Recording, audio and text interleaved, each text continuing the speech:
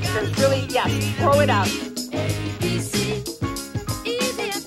Hi Dance Magazine readers, welcome back to Dance Magazine's YouTube channel. My name is Haley Hilton and this is the Begin Again vlog where I am chronicling my return to the dance industry after 9 years off with a chronic health condition. Today we're talking about how to pick up choreography quickly. I think for most dancers, if you have a good amount of time with a phrase or a piece of choreography to really like marinate on it, work through the dynamics, work through, the musicality and the way you're gonna tell the story, the better it's gonna be. But in an audition, we just don't have that luxury. Choreography is taught oftentimes in auditions at like lightning speed. You're expected to pick it up and then just immediately perform fantastically. And people do it, it's possible, but there's a lot of pressure. When I first came back to dancing post-illness, picking up choreography quickly was something that I was like, man, this muscle is weak, like I gotta figure out how to work on it. And the more I've been in class and the more time I've just worked with certain choreographers, it's naturally improved, but I still feel like I have those moments where I'm in class or an audition where I'm like, oh no, no, no, and then everything just gets worse. I've been thinking a lot about it and I'm like, this isn't something that you just do have or you don't have. I feel like there's gotta be steps and ways to develop this skill so that you can feel at peace and at ease in an audition and in class or in rehearsals or wherever you are, that you can pick up quickly and be like, I'm polished, I got this. I don't have to panic about if I'm gonna remember the details. I spoke with two experts in the industry. We're gonna talk with Lizz Picini, who is a choreographer and a performer. She teaches at Broadway Dance Center. She is fantastic. Here we are with Lizz Picini. She is a performer, a choreographer, a teacher. She does all the things, and we're very lucky to have her chatting with us today about how to pick up choreography better. We feel like you're a perfect person to talk to for this because you understand what it's like to be in all of these positions. So we feel like you can speak from a lot of different angles. So first, we wanted to start out by asking you, as a performer, what steps do you personally take to help yourself pick up choreography more quickly? I love this question. As a performer, the first thing that I just think we always need to remember, rehearsal, rehearsing the skill set, flexing the muscle of being in environments where you are forced to pick up quickly, right? So be it that means kind of accruing a list of teachers, on your training resume of, diverse pickup skills, the way that they teach it, the length that they teach the combo before they do it with music, the way that they instruct it, auditions, maybe it's that's low stakes for you, but that this team takes it really quickly, this team takes less, whatever it is, putting yourself in positions where you're constantly flexing that muscle up here, just like you would warm anything else up in your body for pickup skills, right? I'm so thankful for the mentors that I have in this business. I had quite a few mentors that would teach at steps, BDC all over. And they would teach the combo, like normal warm up happens. Great. We put our shoes on. They're teaching the combo. I'm assisting by their side. I don't know the song. I don't know the combo. I'm learning it just like everyone else. And then they say, great, everyone just watch. And they'll look at me and say, let's do it. They'll click play. And you're like, oh, out of a cannon. But I always speak about learning it ahead of the game.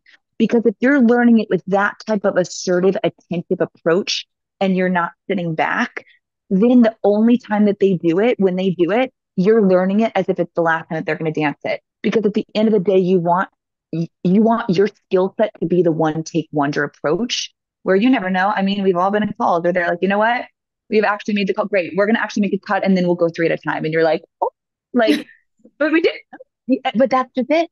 Time, resources, energy, money. We don't have a lot of that these days, So those two things of just constantly putting myself in environments where I was forced to have that quick rate pickup and forced with that increased created adrenaline of being by the boss's side and delivering it in front of everyone, not knowing the song and not knowing the step, but being like, you don't have the option to sink or swim. You got to swim.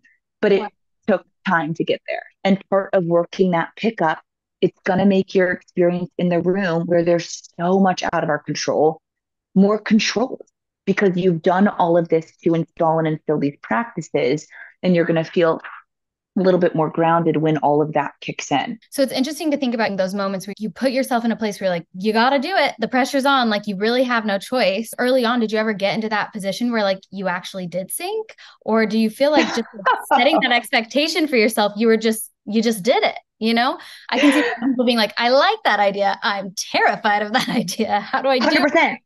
100%. And honestly, it's that thought of like doing what scares you. I mean, within a healthy like boundary, like all of that mentality, but like absolutely, absolutely. It is cool. I've got to say, and again, a salute to my mentors that like I was able to thrive in these environments while still being a human and making errors and making mistakes. But I could still thrive in certain areas because I did that work when I was ready. We got to talk about the starting line. I started in the back of the room. Eventually, I made my way down stage. Eventually, I got to the place where I was by their side because it took time doing the work to get myself to the place where I was then able to deliver.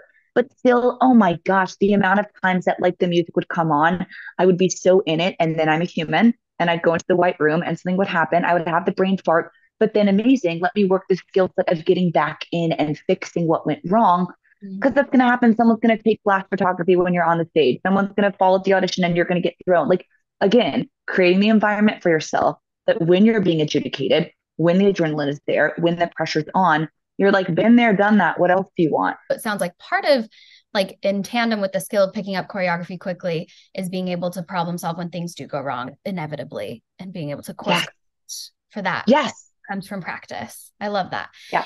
It reminds me, we were just in an audition together and they immediately out of the gate were like, okay, 2 at a time. And you were standing next to me, you'd be like, work. And I was like, wow. Okay. She's like ready to roll, whatever happens. A few like, okay, here we go. But I remember in that moment at that call, I remember it was almost like no joke. I could sink and pull back or press into being like, all right, game on. And the big thing also with this call that you're mentioning, we learned it facing the mirror. Call happened. We faced a completely different direction. So while I was learning the choreo and reviewing it and all of that, I was in the mirror thinking, don't rely on this because you don't know if you're going to have this in a few moments. So again, that has come from years of doing this work to be able to acclimate myself to the pressure situations, which inevitably, like you said, are going to happen. It just was kind of a confidence boost for the rest of the people in the room. Here, you'd be like, work. We're like, she's up for it. We're up for it. Thank you. I appreciate you sharing that. That's amazing. From the other side of the table, what are kind of those expectations? So that's also a brilliant question. So often it's like, oh gosh, in 60 seconds, we're showing our life's work for a bunch of strangers and like adjudicated on that. Yes. Also, we've got to remember the beauty of this field and social media and like things that we've got to embrace and connections and network is like I was running an audition the other day and like there was someone that came in, we are peers, we're in the rooms together, we're up for usually the same exact thing.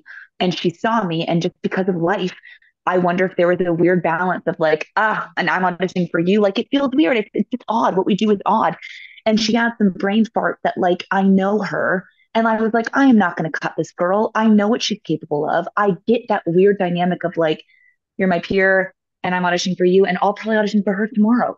Like that's the field. So being able to have that grace, if I didn't trust her delivery and trust who she was and what she's capable of, a different conversation, right? But at the same time, I love when I teach something and I'm able to see, okay, these are just moments of like nerves or these are moments of blockage that in a 2-week rehearsal process, I don't know if I can trust the fact that you may not get it.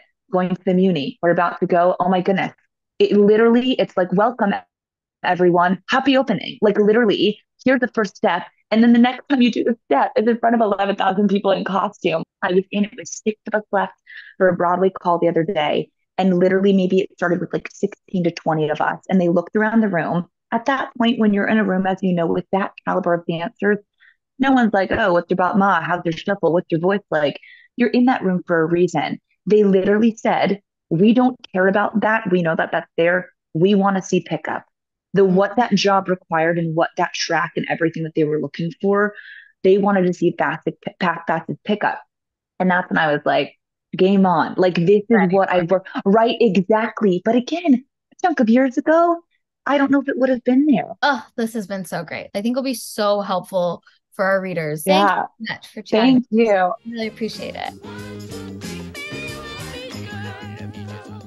I spoke with Dr. Linda Hamilton, who is a former New York City ballet dancer who is now a psychologist who specializes in performance. So the first thing that Linda says is that memory is a skill that you need to practice just like anything else that you practice. She has this like specific equation for how to approach learning choreography so that you can pick it up quickly and retain it. So she says the very most important thing you can do to be able to pick up choreography quickly is to watch the combination before you do it, which I had no idea. I'm someone who the second the teacher's going, I'm like moving my body with it, thinking that that will help me pick up the choreography more quickly. But she says, no. In a perfect world, you watch 3 times. Next, she says that you want to divide the combo into chunks. And so the combination that you've been given, you watched it once, an amazing world 3 times, but probably not, because let's be real, auditions go quick.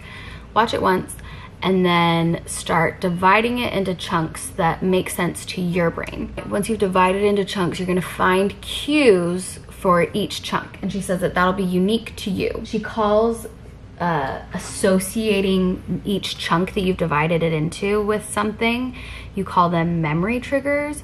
So it might be like a shift in your weight or an arm movement that triggers your brain to be like, oh, this is that next chunk that I have in my memory. And lastly, if you have the time, she says, before you jump right into the fast of it, she says, your brain will learn and remember it better if you do it slowly. So mark it through slowly and then jump in full speed. Going full speed right away won't give you the same benefits, which I'm like, oh, is there time to do all that in a class, in an audition, when picking up? I'm gonna go find out. Okay, I just finished Shannon's class. It was a really fun class and she was really nice after. She made me feel good, but I feel like I was kind of a hot mess trying to apply this new technique to my learning. I think my brain's like kind of used to how I've done it in the past, and so adding these new variables kind of gave me more to think about than usual. And my brain went like, so I'm gonna do a class, like a virtual class after, and apply it and see if it goes better.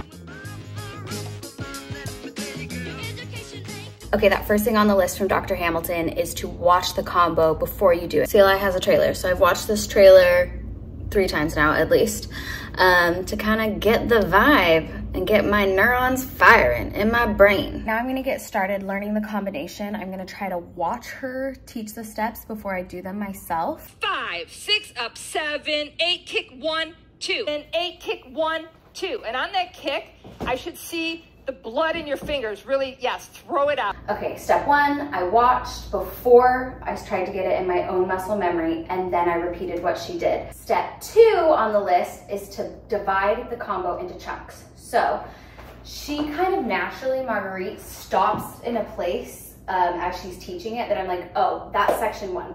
And then she had us repeat it a bunch of times before she moved on. So for me, that naturally goes chunk 1, chunk 2 is the next thing that she's teaching. And I feel like music and movement-wise, it all makes sense. The third step that Dr. Hamilton says to be looking for is cues that will tell your brain this is when the next chunk starts. The first step is gonna be this reach forward. From there, she had us go slam, slam, hit. This is where she stopped the first chunk before moving on to the second, and this feels really natural to me to be like, the slam down is the cue for 2. As my head pops up and pulls up, that tells me cue for 3. I feel like it's like, hello, a new section is coming. Ba-da, ba-da. Yeah.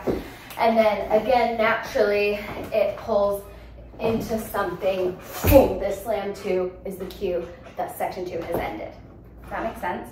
So then when I'm out there and I'm like, 5, 6, 7, 8, boom, and my brain like has like a conniption, and I'm like, I don't know what's next.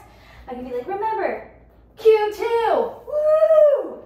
Yeah, those cues are called memory triggers. Dr. Hamilton says that those memory cues will not only help us remember, but it will help the piece flow better. Once you've done that, the last thing to do is to go through it slowly, marking it to get it in your body rather than going full pace right away. So she went 5, 6, 7, 8. She went 1, 2, 3, 4, 5, 6. She walked 7, 8. She hit 1, 2. She hit 3, 4, 5. Look, 6, 7, 8. 1, 2, 3, 4, 5, hit 6, 7, hit 8. And now I'm gonna do it with the music, and let's see if I know it.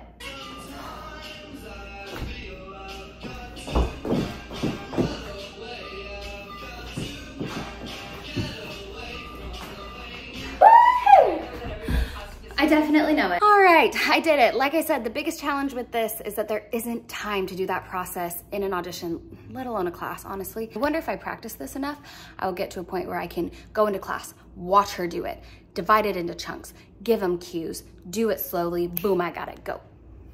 I don't know, maybe. Anyway, thanks for following along. Please comment the things that you do to pick up choreography quickly. I know there's some wizards out there who are just so good at it.